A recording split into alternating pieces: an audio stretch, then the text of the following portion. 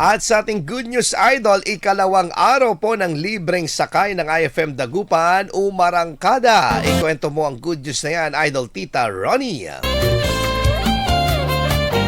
Muling naghatid ng libreng pamasahe at saya sa mga commuters ang 104.7 Ifm Dagupan sa pagpapatuloy ng libreng sakay para sa mga bumabiyahe ng Kalasyaw patungong Dagupan City at vice versa.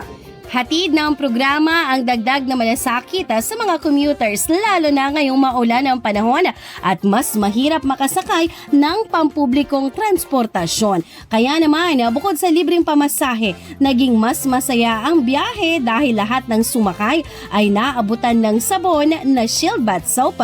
Galit sa sakit, may malasakit. Sa kahabaan ng biyahe, nagkaroon din ng mga palaro kung saan 100 commuters ang nagwagi ng tig 150 pesos. Samantala, 3 naman ang pinalad na nag-uwi ng tig 5 kilong bigas at gift pack ng shield bath soap. Sa pamamagitan ng libreng sakay, patuloy na ipinapakita ng Ifm Dagupan at ACS Manufacturing Corporation ang malasakit sa mga commuters sa pamamagitan ng serbisyong may kasamang saya at tulong sa araw-araw na pagbiyahe, umulan man o umaraw. At iyan ang ating good news. Ako si Idol, Tita Ronnie, Tatak IFM.